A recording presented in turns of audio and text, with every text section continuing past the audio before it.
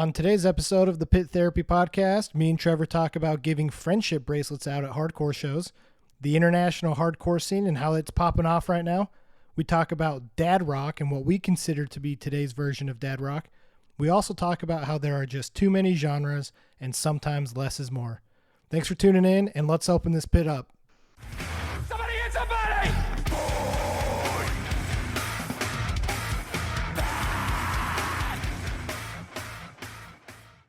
Hey everyone, welcome to this episode of Pit Therapy Podcast. I'm Kyle and I'm here with Trevor.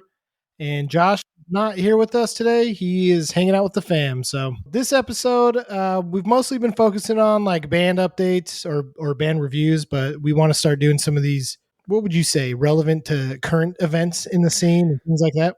Current events and just kind of stuff that we've been thinking of, whether it be music or just stuff in the scene in general, or who knows, maybe you'll get some random stuff from our thoughts coming into these things. Yeah. See, that's opening up a can of worms that I don't know if people are ready for. Well, you can listen or you don't have to. I got weird stuff floating around up there, man. And I don't know, getting that. You should be worried if I'm getting that far into it. So, but yeah. So to start out, how about those UFOs? No, I'm just kidding. All right, Tom DeLonge, let's go. But, okay, seriously though, if you had to show an alien one song from a hardcore metal band, what would it be? Hardcore metal band? Just anything. Like if you had to show them one song, what are you showing? Are you Rick rolling the alien, or what are you doing? Rick rolling would not be a bad choice, given the fact that Tom DeLonge is probably already communicating with them. Probably have to show him some Blink-182. You know, Aliens Exist is the anthem for us communicating with them, and probably the first thing they heard anyway. So probably. Well, there's like that satellite or like a message that they've been sending out. I can't remember what the actual like. I don't know. I know what you're talking about. What I'm talking about. There's like a scientific group that's been like sending out messages into space for like years. I wonder if they're just playing like Blink songs. But anyways, I'm showing them songs. So a lot of people online have been showing them songs from Rings of Saturn. Okay. But I'm going to show them songs from Rings of Uranus. Okay. No, for sure. Do you remember? That was like a parody band to them, right? Yeah, I remember that. It was, wasn't it Jared Dines and was it Jared Alonji? Was it the two Jareds together? Yeah, it might have been, but they actually had some pretty good songs. Yeah. Or it might have just been one song. I don't know. But the Rings of Uranus song, that's probably what I'm showing them. So. Absolutely. No, I agree with that wholeheartedly. That or going along with that, probably some kind of grindcore, maybe just that scrambled, jumbled up message is what they'll relate to. So like something to scare them a little bit, like some of that grindcore, maybe they're more scared of us than we are. So while we're getting into this, it's not grindcore, right? But Will Ramos from Lorna Shore, he posted a TikTok of himself where he's walking through the forest. And this dude's weird, right? He's just wandering. He's talking to himself. He's like, I'm out here wandering and, I just decided to do some gnarly screams, some gnarly growls and stuff like that. And he does his like tunnel screams and things along those lines. He's like, I turned the corner and there's some dude standing there. Like, did you hear that? Did you hear that animal? Like, is that how Bigfoot, like the myth of Bigfoot, came about? Was just some guy letting out anger, practicing screams in the forest? But like, he goes and finds this guy later, and he's walking along with him, and you can hear the guy talking next to him. And the dude's like, "I believe in Bigfoot." He's like dead serious. Yeah, dude, I believe it. I mean, this is kind of off topic, and I warned you guys. But did you hear about? There was like it was either scouts or some church was like up in the mountains at some camp, and to like try and scare the people at the camp, the leader of the chaperone or whatever, put the sound of a bear over the microphone, like in the morning to like wake them up and mess with them. They legit called like two bears from the mountains down, and like kids were like screaming and running away because this stupid bear call over the speakers like attracted actual bears. It was to like this camp, legit. Dude. No, that's funny. We used to do that kind of stuff at scout camp. I used to go to scout camp every year. And if you took a coffee can, you could drill a hole in it and put a heavy duty string in there. And if you got like a leather glove and rubbed your hand on the string, it would echo through the camp can and sound like a call. So it was kind of funky. We used to go as like the older group and do it to the younger kids. Yeah. So like it kind of got passed down through the years. It was kind of fun. I never did any of that. So sounded like a good time. Yeah. All right. Anyways, one of the questions I had for you today, man, was my wife is a big Taylor Swift fan. I didn't know this, but they do these things called friendship bracelets. Have you heard of those? The only thing I saw is some lady built a friendship bracelet dress or something like that. Really? It was like 16 pounds of friendship bracelets. But I had no idea. I'm like, why the freak is this lady walking around in a friendship bracelet dress? But so I guess it's like a big thing. Yeah, I guess it's a big thing where they like make bracelets that say something on them that's Taylor Swift related, and they just like exchange them. I guess the Scout throwback, it's like a swap meet, you know? Okay, yeah. Like a jamboree. I mean, they actually probably look a lot alike of bracelets that you would give at like a Scout jamboree. But anyways, yeah, so they like give, and I guess the Jonas Brothers tour that's coming up this year, everyone's online talking about like, well, are we going to do friendship bracelets for that and stuff? So it's like turning into this big deal in the pop world. So my question to you is, if you were at a hardcore show, what type of friendship bracelet are you giving someone? Oh man, are we saying like an actual bracelet, or are we just talking trinkets in general kind of thing? Oh, I mean, I'm thinking enough people, probably like some custom gauges or something like that. Like, do you remember we had one friend who had just started to gauge his ears, and they used to take some sculpting clay and they would make their own gauges and bake them in their oven and stuff like that. So like, would they say something, or are you just like colorful looking gauges? I don't know. That's a good question. See, I was thinking like a friendship bracelet that said like, watch out. Okay. You know? I could see that. Maybe cabbie hats. Cabbie hats are just kind of a what thing. Like a cab driver hat. So you'd have to look it up. If you don't know what I'm talking about, like it's a very East Coast thing. Okay. So if you look up East Coast cabbie hats, that and Europe does a lot of, but you could do like something embroidered on the back of the cabbie hat kind of thing. That'd be kind of funny. Yeah, I'm trying to look these up because I have no idea what you're talking about. Oh, that's what they're called? Yeah, it's a cabbie hat. I don't know if that's what it's called, but that's what I've always referred to them as. It's like, okay, but see, that's super relevant because you hit a certain age in the hardcore scene and you're probably rocking those type of hats. Exactly. You know? I mean, it was probably the group just above us. So they're probably somewhere in the 35 to 40 range at this point in time. But yeah, my grandpa came from England. That's where he was from. And that's what he used to rock. And he called them cabbie hats. So like that generation in between cargo and what you see now are guys rolling around with cabbie hats. Like if I'm going to go see Dropkick Murphys playing. Yes. I'm wearing a cabbie hat. All right. Yeah. I know what you're talking about. Yeah. That's a good idea. You know, I don't know that I see very many of those anymore, but that would be a sick merch idea, especially for some of these like Northeast, like Boston hardcore guys, like put your logo on the top of a cabbie hat or in the back of a cabbie hat. Yeah. I saw one yesterday. I was out and about at a theme park and a guy had a cabbie hat on and it had an embroider just across the back of it. I don't remember what it said, but I thought the same thing. Oh, you could just slap your logo on right there or something small with logo wise. And just thinking about that is bringing back a lot of memories of like the older guys in the scene when we were getting in, because they all wore cabbie hats. Yeah, exactly. So, but no, that's what we need to start doing. We got to make them collectible, and you need to be able to start trading them. Like a pit therapy cabbie hat, dude. Let's do it. Oh, dude, that'd be sick. Do our little logo right on the back. Yeah. Well, and if anyone else has any other ideas for what we could put on a friendship bracelet at a hardcore show, let us know. Absolutely. Or what other item would we be exchanging at a hardcore show? Like brass knuckles with like a like the some type of logo on it. I was trying to think of something you'd like put on your shoe or something. Like, have you seen the Crocs where they do like the little put them in the holes or whatever and they sit on your Crocs? Like do it on your shoelaces or something like that.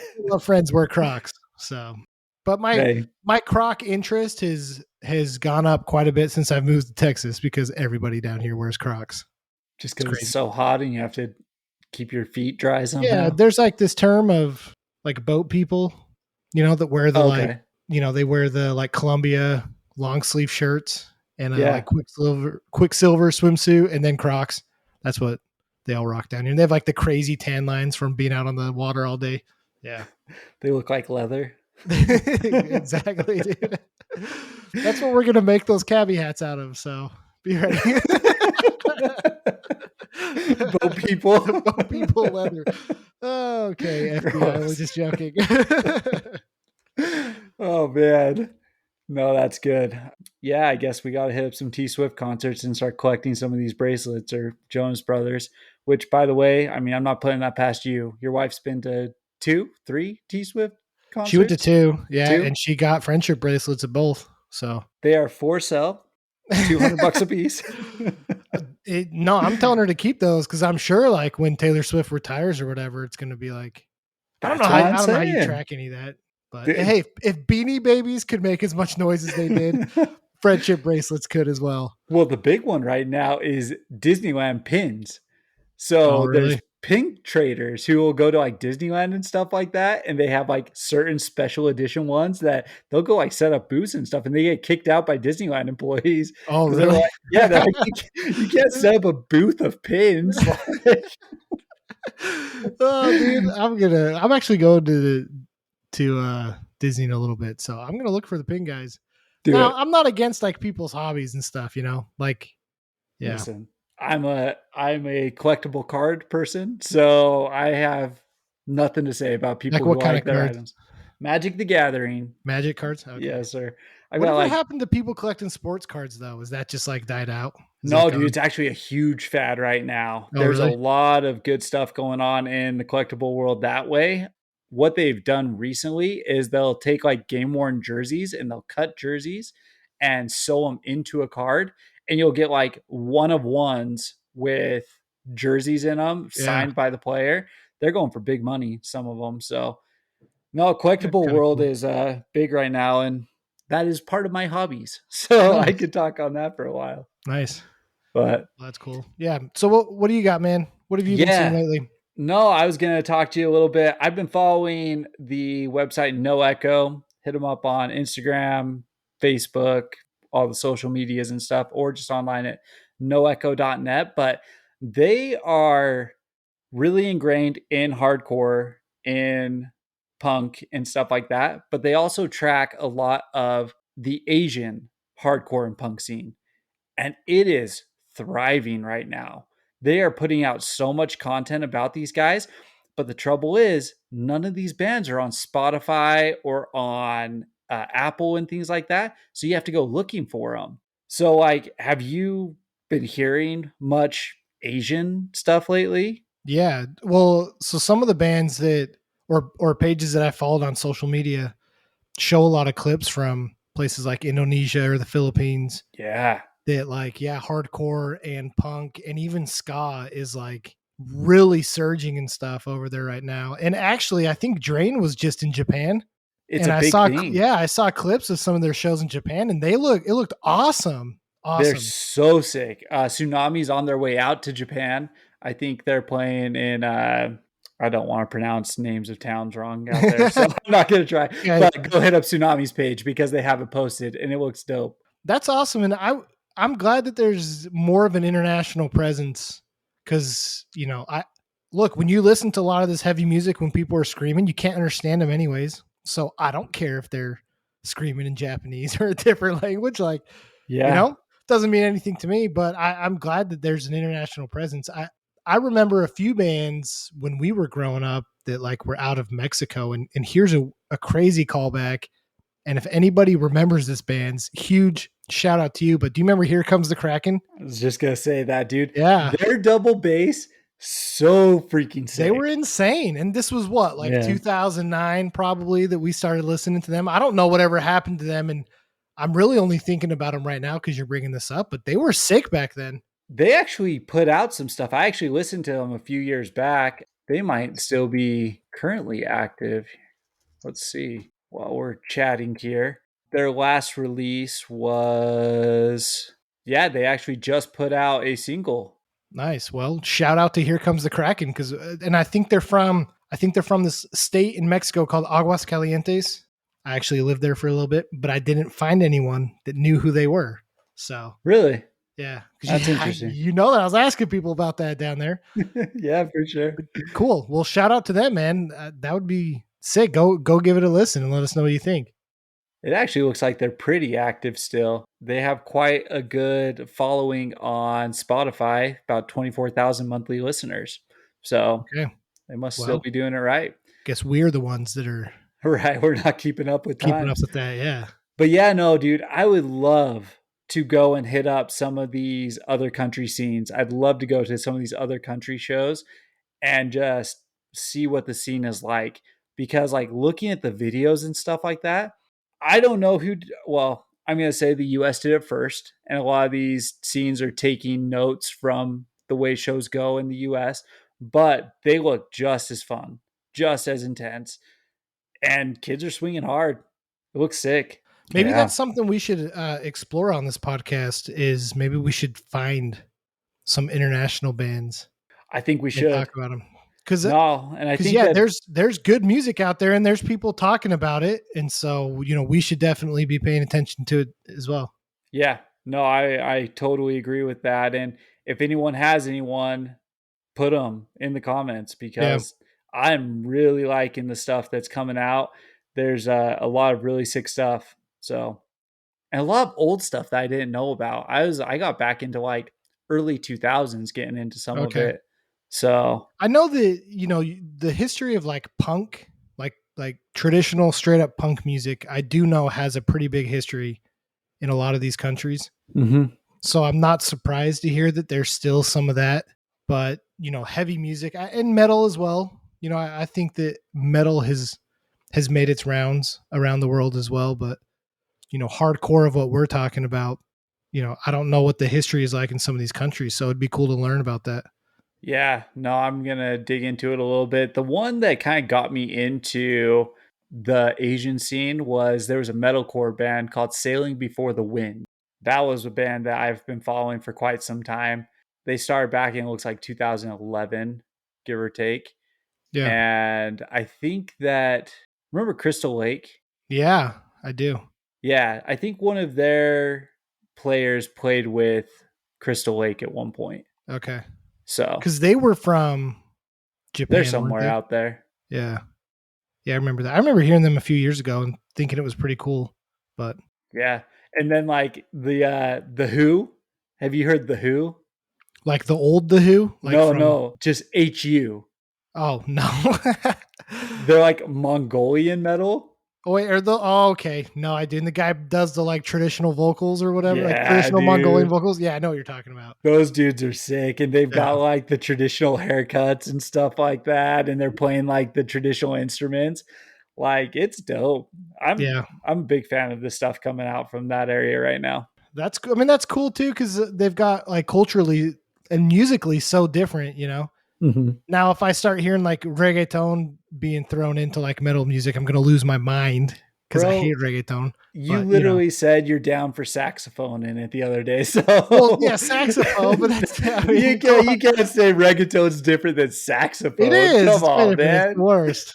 It's the worst. So, but no, yeah, we should definitely look into that more because it's really interesting. So, yeah, no, I'm super pumped on it. And like I said, No Echo, they do a great job on following that stuff. So if you are interested, hit up No Echo and see what some of these bands are putting out. Well, one of the other things I wanted to ask you about, so I was reading online, I don't remember where, but somebody had said that pop punk is our generation's dad rock. And I thought this was pretty relevant to you and I being fathers and being very heavily invested in pop punk. So how do you feel about that? I actually completely agree. I mean, there's no denying it, right? But I also think that the pop punk that they're talking about is different than a lot of the stuff that we're listening to.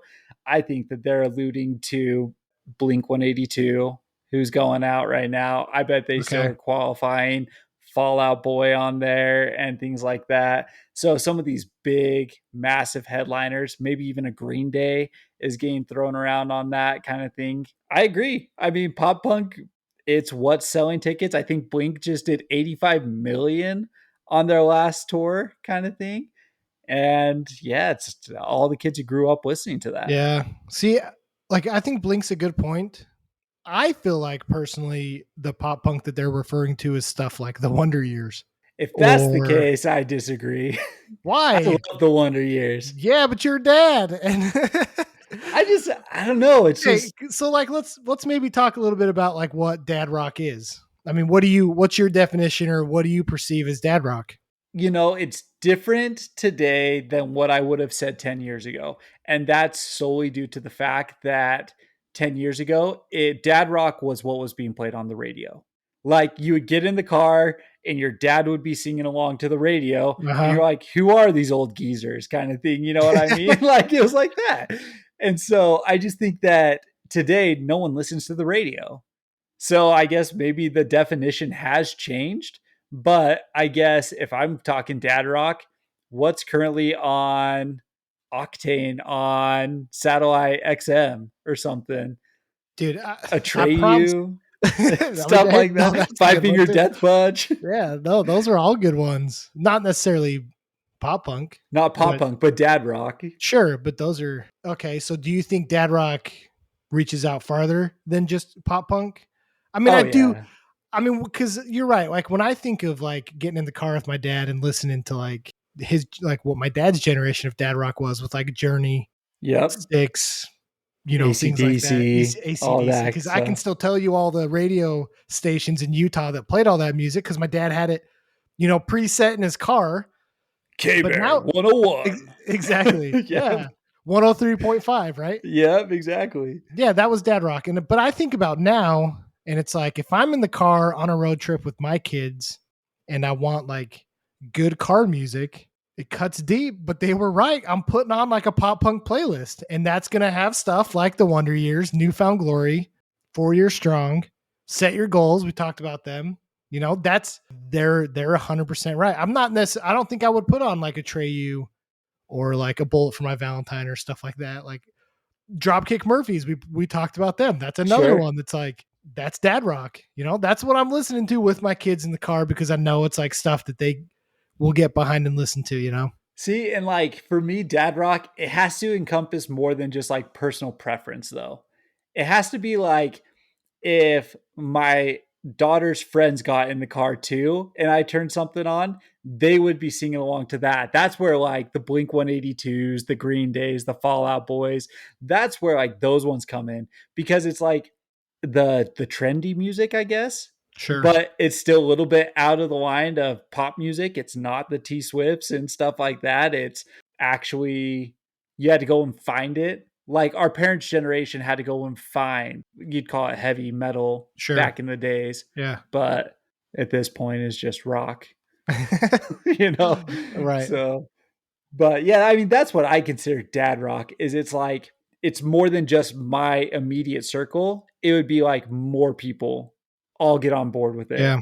I'm also though leaning more towards bands like Fiddlehead or Hot Water Music. I don't know if you know them. Sure.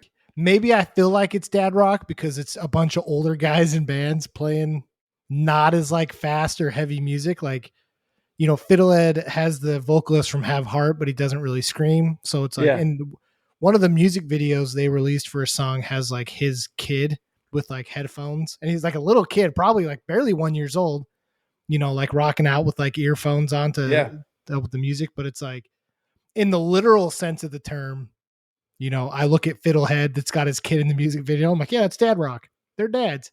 I look at Hot Water Music. Chuck Reagan's got to be what, like in his 50s now, Yeah. Yeah. So that's kind of where I've been leaning to lately when I'm thinking of like dad rock. Cause I listen to some of this pop punk now and I'm like, man, this is too fast for me. I just need something like a little slower, like a little more chill. Yeah. But it's like, I'm not going to go listen to like cheesy radio stuff right now. I still want to listen to the music that I have my roots in. So it's like Fiddlehead and Hot Water Music and bands like that kind of fit the Dropkick Murphys kind of fit the bill for me now. Yeah. See, I get what you're saying there. But if you're going to use that logic, Fit for an Autopsy, Their guitarist had his kid and wife in a music video.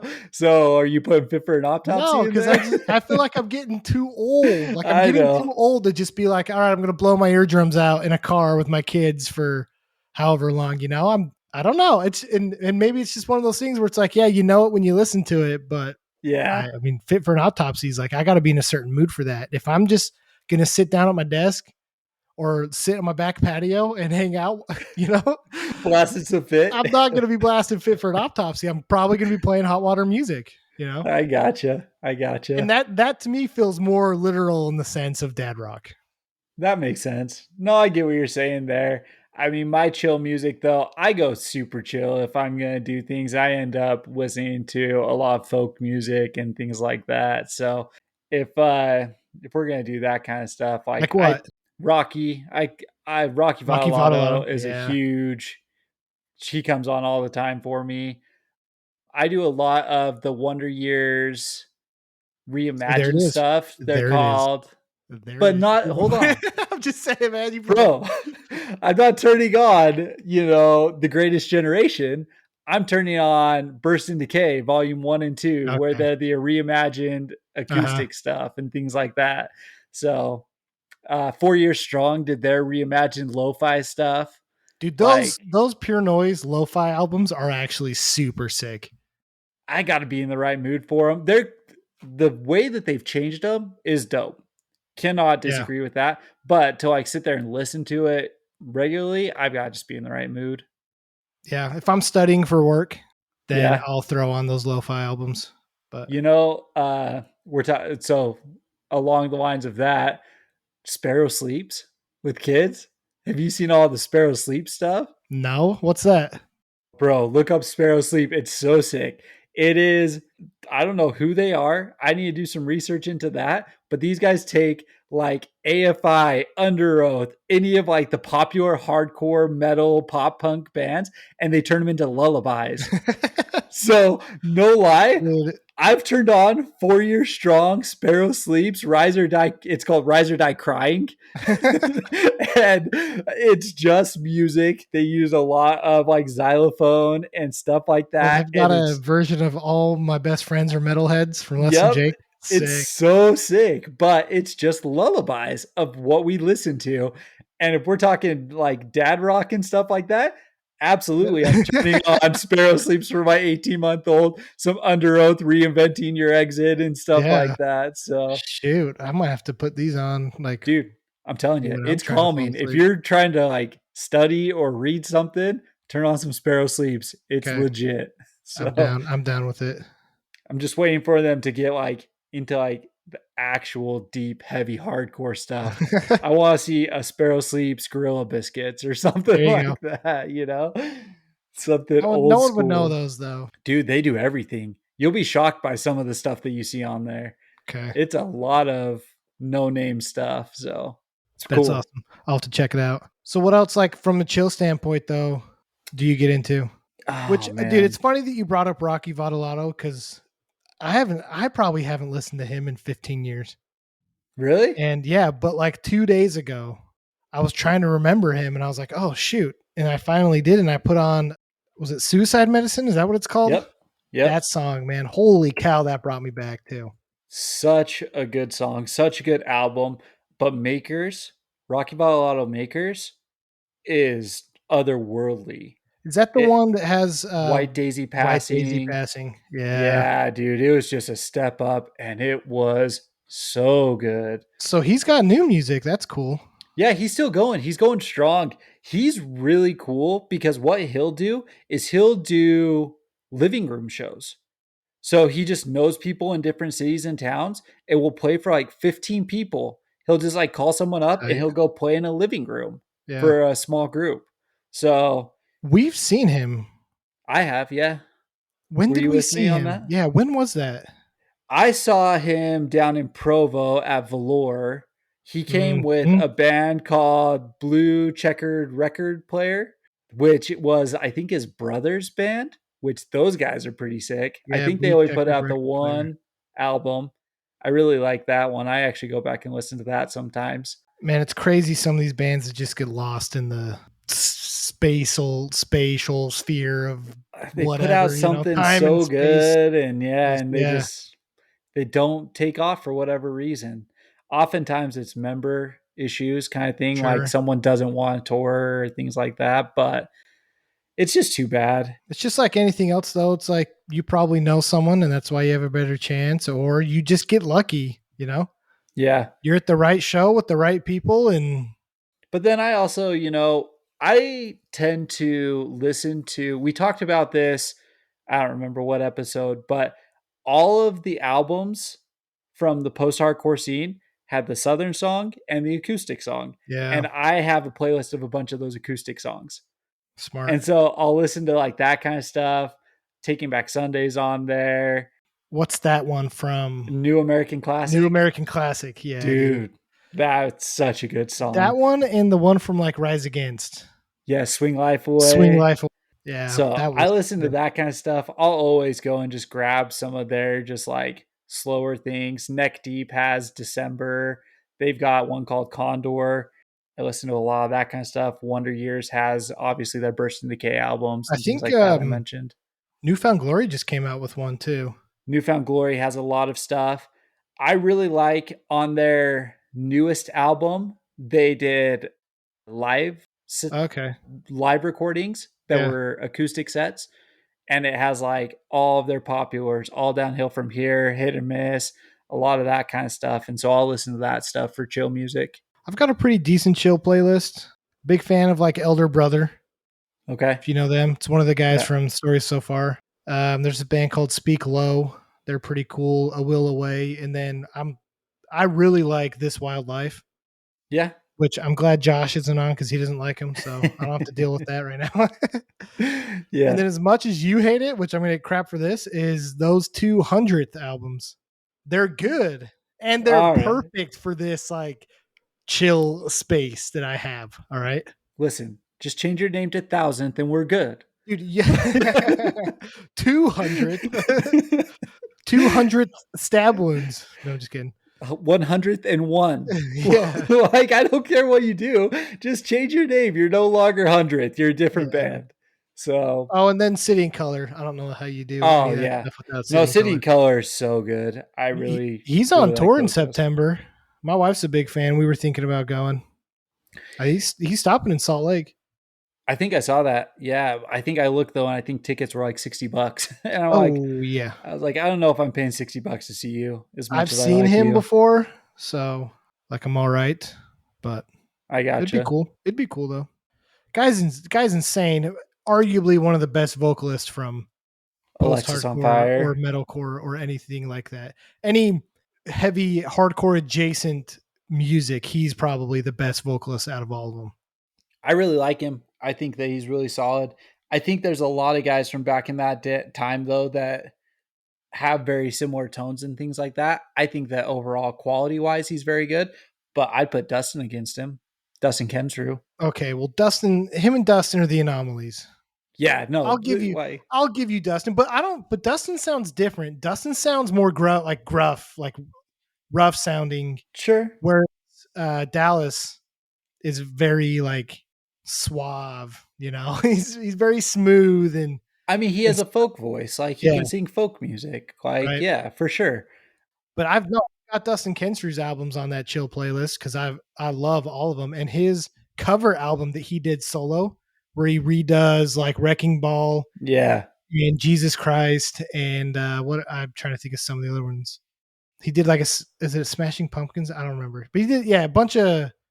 He did Creep, he did State Trooper, Right. Down by the Train. Like he's got awesome covers, and that album is amazing. And he live recorded it too. So hearing him sing some of those parts and how well he does it, and knowing that it's live, you're just like the only other person that could have done something like that was Dallas. Sure. Oh. Sure. So It's, there's like that new bands that are doing things like that is Koyo. They did that short beach session Okay. where there's like just the 3 songs, Hanging from Grace, Song for Anthony, Heaven So Heavy. That was a live recording kind of thing on a beach when they did it. And they were all one takes. Nice. So like that stuff's kind of cool. Man, But I hope yeah, that comes back.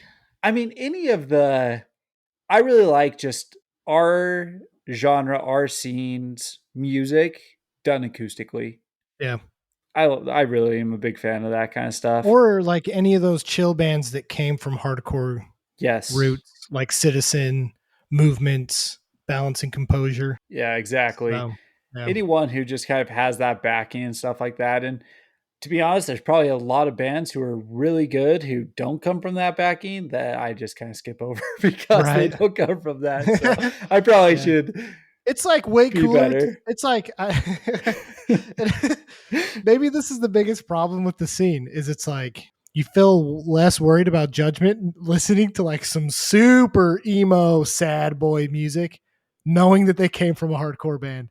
Probably. You know what I mean? Like, yeah, like I feel less like worried about what people think when I'm listening to like Dallas Green, knowing that he came from Alexis on Fire and not Right. just some like random indie guy, you know? Right? Because if you ever get questioned, you're like, Well, bro, hold on. Let me show you why this is good. You drop Alexis on Fire, and they're like, what the heck is this? Yeah. You know? So like it's just, yeah. it keeps going, dude. Like Tiger's Jaw, you know? Yeah. Like, Yeah. I don't think people are necessarily listening to like normal, like Tiger's Jaw music if you didn't know that they came from the hardcore scene. Right. I don't think you are. Yeah. I mean, even hardcore kids have to break it up sometimes. So let's be honest. It makes it a lot easier for us tough guys to listen to that music knowing they came from tough guy music. So That's true. All right. Last question I have for you. And All right. I'm sure we're going to have to dive into this in much more depth on a different episode. And I actually want Josh's opinion here too. But there are too many genres. Why are there so many genres now? Yeah. Why can't we go back to, you have heavy metal, you've got thrash metal, you've got hardcore, like keep it like just at least somewhat generalized. The one I'm pointing to is that flyer I sent you. What was it called? Hard gore. Not hardcore, hard gore. Like you Hey. can't just be grindcore. Like why are you Is that- making a new genre for this? Is hard gore different than gorecore?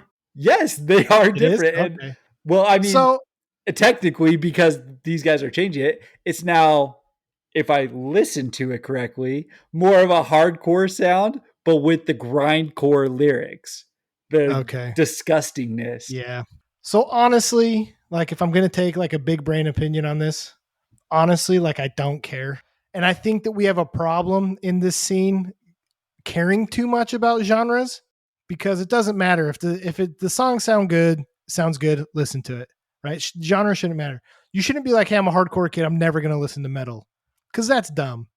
Like you might not like metal and that's cool, but if you're going to like pick a fight and be like, no, I don't like hardcore because of the genre, or like, hey, I'm a hardcore kid, I can't listen to hardcore, which even just those words coming out of my mouth make me feel a little bad inside.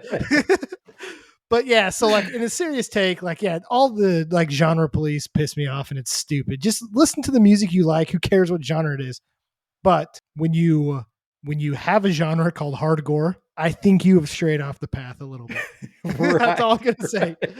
And I agree with you. Like, it doesn't matter what your label is, but the only reason I somewhat care is because I want you to be able to group yourself with more bands than the three other bands that are calling themselves hardcore. You know what I mean? Like, I want to know other bands that at least might have a similar sound or something like that. And I want to be able to like pick and choose and hear who I like and be able to get some of that stuff. But if you were to put genres on a piece of paper today, you couldn't. There's too many. Yeah. And it's like a big Venn diagram where they're overlapping so much that it's so much. Because like I got into this with Josh and he corrected me because I categorized a band as thrash when in reality they're power violence. Right. And it's like, okay, so it's just an angrier thrash. Like, okay, it's a thrash that has bigger breakdowns, I guess. I don't know. So I get what you're saying, but at the same time, like, I don't really care, you know? Right. Like, no, I'm with you. I just wish that my plea, stop making up your own genre. Put yourself somewhere that just makes sense. Yeah. And just leave it at that. Like I'm over it with that. But You Yeah, know, we'll have to see what, because I feel like Josh is 100% the genre police, so we'll have to get his take on that. maybe we should make a folk grind band. Make some Maybe disgusting lyrics and some folk folk music. gore. We're just gonna add gore to everything. We're just like pop gore. It's gonna be pop music. It's gonna be like super gory. There was that flyer, one of the bands, what were they called? Intestinal Sodomy? Yeah, intestinal sodomy. Yeah. Like, Don't even give hey, me- props to you guys. You guys are always playing and doing shows and stuff like that, and you have fans somewhere. I just want to, I just want to ask them, like, are you? Because if you're not being serious, then it's like, all right, that's right. dope. But if you really are rolling with a band name called Intestinal Sodomy, I don't know, man. I don't know. Yeah. You might have fallen off the path there too. Oh, So- dude, if you want to go down to some crazy band names, pull up a grindcore list. Oh, I'm sure. It is Sure. over the top. So, Yeah. and again, not hating on you, grindcore. To all Yeah, you you guys who guys- like it, You guys deserve a space too, but you should. I don't know. Intestinal Sodomy might be one that you want to pass. not the band. I'm saying just the name. They're Yeah. probably cool guys. Well, That's- I don't know. I mean, maybe that's where metal writing came in. Maybe they couldn't print flyers that said intestinal sodomy, so they had to just make it illegible. Yeah. So, hey, there we go. We just solved a mystery of metal. This band's So, called Butthole Suffocation. So we can't print that on a flyer. Let's just scribble it out. Okay, we're good. Print it. man, for sure. Butthole Suffocation, dude. That's our new grindcore band. There we Hardcore go.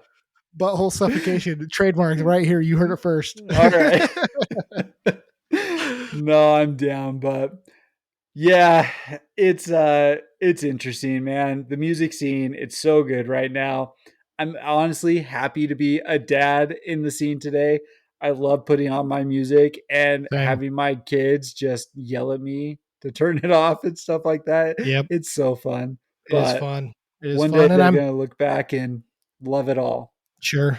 And then, I saw this meme that this guy was like, emo kids in 2080. And he's like, play me the song that I loved back in the day. And it was- Yeah. Yeah, exactly. No, that's going to be me. I'm going to be like, son, play me the song I remember. And then it's intestinal sodomy. Oh, Yeah. good stuff. But let's see, what did we cover? We covered friendship bracelets. Let's hear your ideas on friendship bracelets. Want to know some new Asian bands, or I guess just worldly Anything bands? international. Yeah, Yeah. anything international, put them out there. Who is the latest dadcore or dad rock. dadcore, dad rock? And what's your grindcore band name? Yep. So, So yeah, hit us up on social media. We'd like to know what you guys think about this episode. And we're hoping to do more of this stuff. But yeah, that's all I got, Cool. man. So well, we're Boy Sets Fire is our next Well, one. Well, Boy Sets Parkway's Fire coming out will- Monday. Boy Sets Fire is the next one after that. So this is where you get into like time travel and space time continuum, because when Parkway's this episode now out. Parkway is now out, even though it is not technically. When we And recorded Boy Sets this, Fire is on the and docket. Boy Sets Fire will be on the docket. And yes, so this will come out. Okay. See, even I'm getting, it's like I need that Always Sunny in Philadelphia with the corkboard strings everywhere. I got to keep it straight. Boy Sets Fire will be, we will be talking about Boy Sets Fire in this next episode. So check it out. Dope. Peace. Cool. Thanks, man. See you.